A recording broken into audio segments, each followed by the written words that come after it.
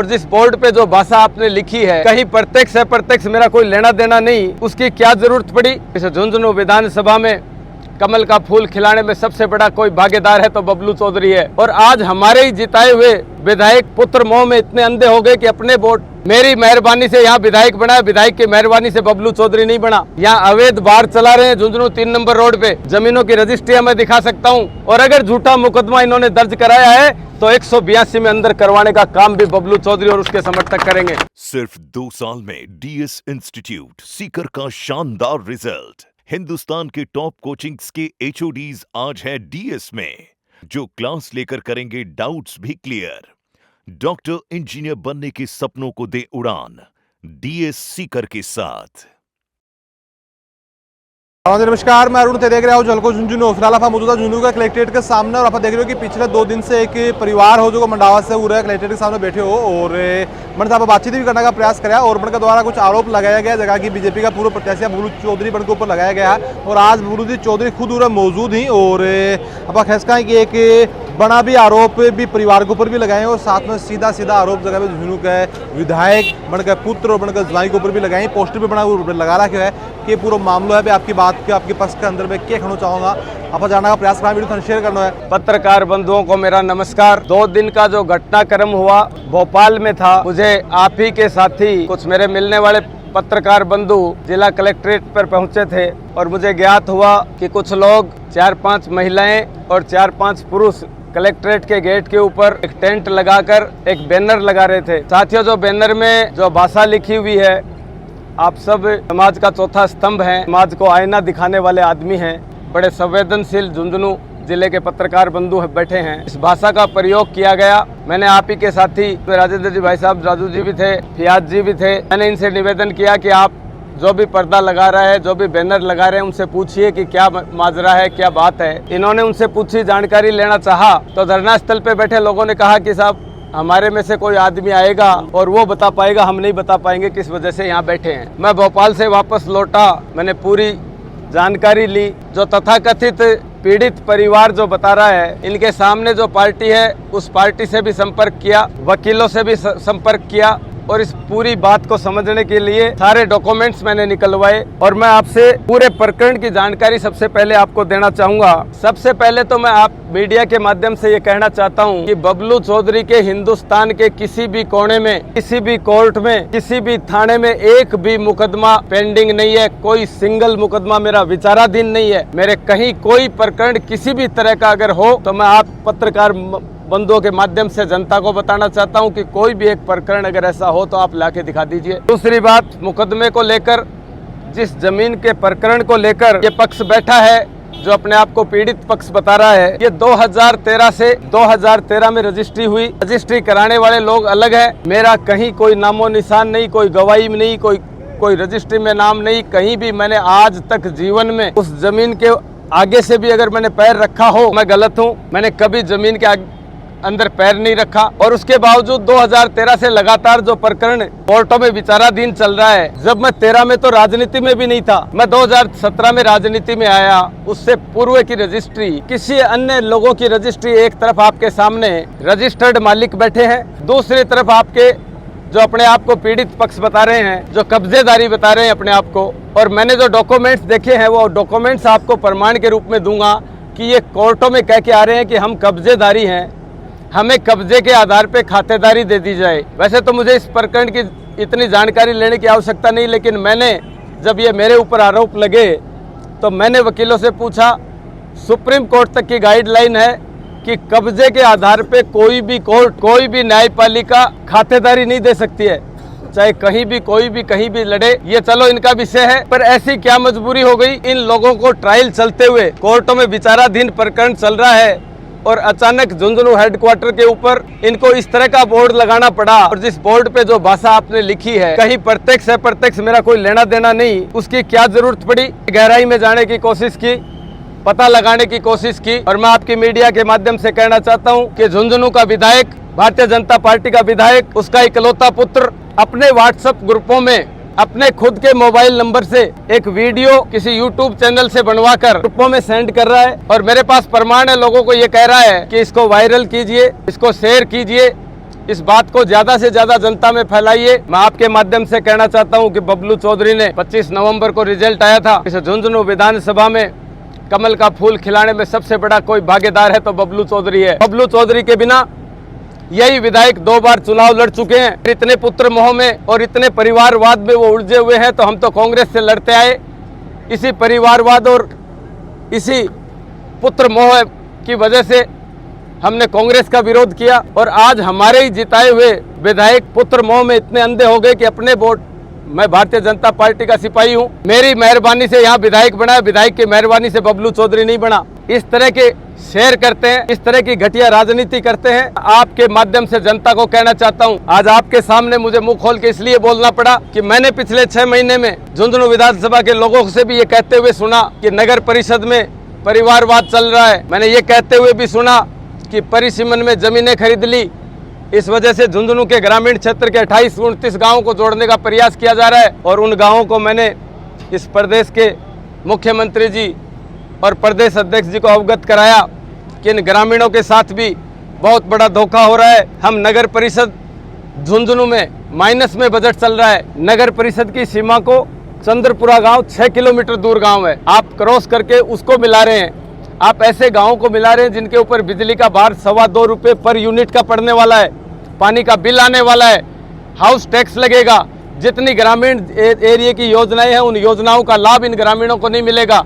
झुंझुनू शहर के वासी कमलकांत जी हमारे प्रवक्ता और मंडल अध्यक्ष हमारे बीच में उपस्थित हैं। झुंझुनू शहर के वरिष्ठ लोग यहाँ बैठे हैं। सब के सब लोगों ने मुझसे कहा कि हम झुंझुनू में ये गांव नहीं जोड़ना चाहते हैं, हमारी प्रॉपर व्यवस्था नहीं हो रही है बिजली पानी सफाई की, तो हम इन गांवों को जोड़ लेंगे तो नगर परिषद कैसे मैनेज कर पाएगी। ये सब इस बात से दुखी थे और मैं खुले मन से कह सकता हूँ, इनकी कमेटी की भावना के अनुसार, ग्रामीण और शहर वासियों की भावना के अनुसार मैं जाके मैंने प्रदेश अध्यक्ष और मुख्यमंत्री जी से आग्रह किया कि ये गलत हो रहा है और धरातल की बात बताने वाले नेता नहीं है।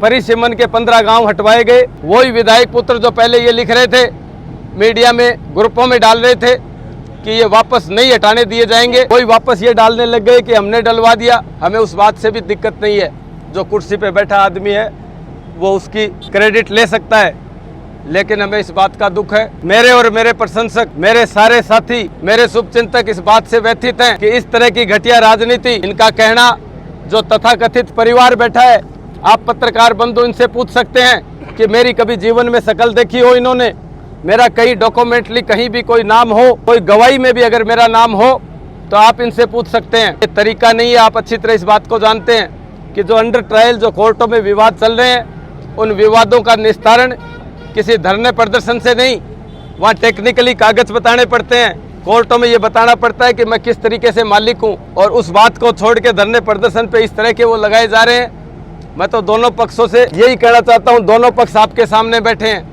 दूसरा पक्ष कह रहा है विधायक और उसके रिश्तेदारों ने कब्जे की जमीनें और जिस तरीके की झुंझुनू में भूमाफिया का काम कर रहे हैं, उनके सगे संबंधी जो बैठे हैं यहाँ अवैध बार चला रहे हैं। झुंझुनू 3 नंबर रोड पे जमीनों की रजिस्ट्रियां मैं दिखा सकता हूँ। मंडला रोड के ऊपर हाईवे उनकी जमीन में से निकाला गया है। मैं खातेदारियां दे सकता हूँ कहाँ कहाँ किस किस तरीके से वो हथकंडे कर रहे हैं। लेकिन मैं आपके माध्यम से कहना चाहता हूं, कोई भी किसी भी पार्टी का हो, नेता का एक धर्म बनता है जनप्रतिनिधि का, और जिस तरीके की व्यवस्था हमारे देश में है लोकतांत्रिक व्यवस्था, उसमें सही को सही और गलत का गलत कहने का अधिकार हर आदमी को है। आंखें खोलने का अधिकार आपका भी कर्तव्य बनता है।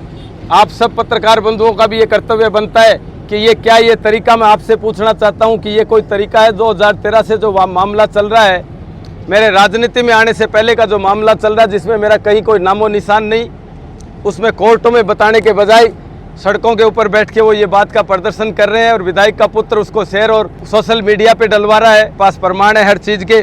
मैं बिना प्रमाण के कोई भी बात नहीं करता। वैसे तो सारे चैनलों से आप सब जुड़े हुए हैं। विषय मैं आपको बताना चाहता हूँ कि इस परिवार ने बताया कि 3 दिन पहले कोई मोटरसाइकिल पे कोई आदमी आए और उन्होंने धमकी दी। ये कहते हैं कि मंडावा विधानसभा का प्रकरण है, मंडावा थाने में इन्होंने रिपोर्ट दर्ज कराई बता रहे हैं। मैं आप पत्रकार बंधुओं के माध्यम से कहना चाहता हूं जिला प्रशासन को भी कि आगामी 7 दिन में दूध का दूध और पानी का पानी हो जाना चाहिए। उस प्रकरण की जांच होनी चाहिए, दोषियों के खिलाफ कार्रवाई होनी चाहिए। और अगर झूठा मुकदमा इन्होंने दर्ज कराया है तो 182 में अंदर करवाने का काम भी बबलू चौधरी और उसके समर्थक करेंगे। इस प्रकरण में जो मुस्तगिस है, जिसने रिपोर्ट दर्ज कराई है, इसका कहना है कि मैं और मेरी पत्नी बैठे थे और कोई नकाबपोश या हेलमेट लगा के कोई आदमी आए। उस समय पे इनकी पत्नी की जो भी गवाह हैं, उनकी लोकेशन के अनुसार उनकी उपस्थिति वहां होनी चाहिए। मंडावा शहर में पूरे में कैमरे लगे हुए हैं, उन कैमरों को खंगालना चाहिए। पुलिस प्रशासन को संवेदनशील होकर मैं दोबारा चेतावनी दे रहा हूं कि 7 दिन में इस प्रकरण का निस्तारण नहीं हुआ तो बबलू चौधरी और उसके समर्थक आंदोलन कर देंगे। इस बात के लिए, इस बात में पूरी सच्चाई सामने जनता के सामने आनी चाहिए। इस बात की मैं आपके माध्यम से मांग करता हूं विधायक जी की। तो मीडिया के सामने मुझे ये बात इसलिए कहनी पड़ रही है कि कायदा तो उस आदमी का बनता था जो विधायक बन के बैठा है और उनके पुत्र और जमाई जिस तरह की हरकतें कर रहे हैं, कायदा उनका बनता था, लेकिन वो चुप रहे और उन्होंने इस तरह के, ये पहला कांड नहीं है, बहुत से मेरे समर्थक थे जिन्होंने मुख्यमंत्री जी के कहने से पार्टी की भावना को देखते हुए भारतीय जनता पार्टी को प्रत्येक 250 बूथों पे चुनाव जिताया। उन लोगों के साथ 6 महीने में जैसा बर्ताव हो रहा था, शहरवासी, ग्रामीण वासी, अभी मुख्यमंत्री जी यहाँ आए थे, हमारे सामने भी आया, मुख्यमंत्री जी को भी शिकायत करी। एक प्रधानमंत्री जी की योजना है, खेतों में सोलर का प्लांट लगाने के लिए प्रोत्साहित किया जा रहा है। राइजिंग राजस्थान का काम चल रहा है। एक सोलाना गांव के आप सब से परिचित हैं, मोहर सिंह जी सोलाना के कहने से हमारे विधायक जी ने उनके बिजली के कनेक्शन नहीं होने दिया पिछले 6 महीने से। तो लोग भी यहाँ बैठे हैं, आप उनसे भी डॉक्यूमेंट्स लेना, उनसे वार्तालाप करना। परिसीमन के लिए या कहीं भी कोई गलत काम ऐसा होगा तो मैं हमेशा चौराहे के ऊपर, आप लोगों ने देखा है कांग्रेस के राज में भी ट्रैक्टर रैली लेके बिजली की दरें बढ़ाई तो बबलू चौधरी आंदोलन करने आया। कहीं भी कोई अन्याय जनता के साथ हुआ तो बबलू चौधरी हमेशा अपनी गर्दन कटवाने के लिए सामने खड़ा रहता है। और मैं जनता का सेवक हूं, मैंने ऐसा कोई भी काम नहीं किया, उसके बावजूद यहाँ कलेक्ट्रेट के ऊपर इस तरह की हरकत की जाती है। और मैं आपसे निवेदन करना चाहता हूं कि कुछ गरीब आदमी जो रेडी यूनियन के भी बेचारे आए थे कल परसों, एक गांधी चौक में जब हम पैदा हुए उस दिन से 15-20 रेडी वाले अपना जीवन चला रहे थे, उनको भी हटाया गया। अगर अतिक्रमण हटता है तो रेलवे स्टेशन से लेकर बाहर जहाँ तक निकलते हैं वहाँ तक अतिक्रमण हटना चाहिए। मात्र 15 आदमियों के ऊपर कार्रवाई हो जाती है। नगर परिषद के गेट के बाहर आप बाहर निकलेंगे तो आपको रेडियाँ दिख जाएंगी, आपको अतिक्रमण दिख जाएगा। ये बात भी आपके माध्यम से मैं कहना चाहता हूँ कि जो बात, आप संवेदनशील पत्रकार हैं, मैं आपसे पुनः कहना चाहता हूँ कि इन बातों को आप उठाइए, जो गलत बात है उसको आप एक्सपोज कीजिए और उन सब चीज़ों को अधिकारियों को भी और जनता को भी अवेयर रह के हम सबको साथ मिलके एक जन भावना से ये काम करना चाहिए। आज बबलू जी के साथ में जो आया हो ऊपर कुछ आरोप भी लागे हो, क्या कहना चाहोगे? राजनीति का मायने आरोप प्रत्यारोप एक सामान्य बात है। कोई भी परिवार जो 3 दिन से उरे बैठे हुए हैं कि के कहने को ऊपर कौन सा षड्यंत्र के तहत बैठे हुए हैं, प्रशासन और पुलिस ने चाहे कि इनको सही तरीके से जांच करके न्याय करें। जो दोषी है भी निश्चित रूप से सजा मिलनी चाहिए, लेकिन जो षड्यंत्र रूप के मायने और यो एक जो करो गयो है, निश्चित रूप से अगर ये षड्यंत्र का भागी है तो पुलिस आगे खिलाफ भी कार्रवाई करे।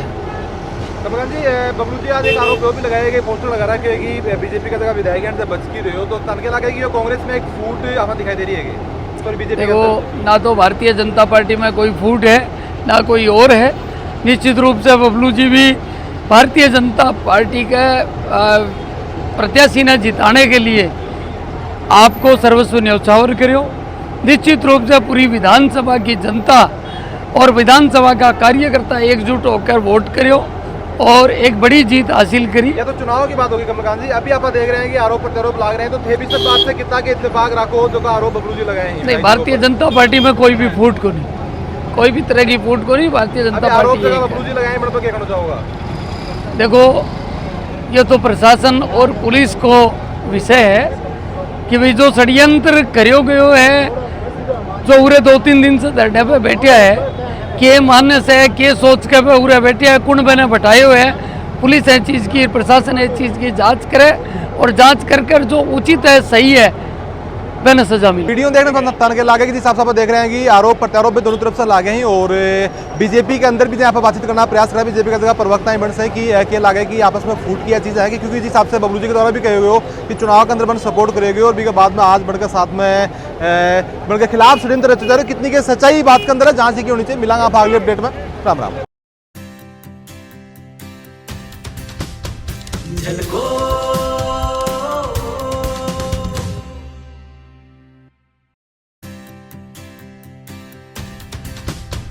झलको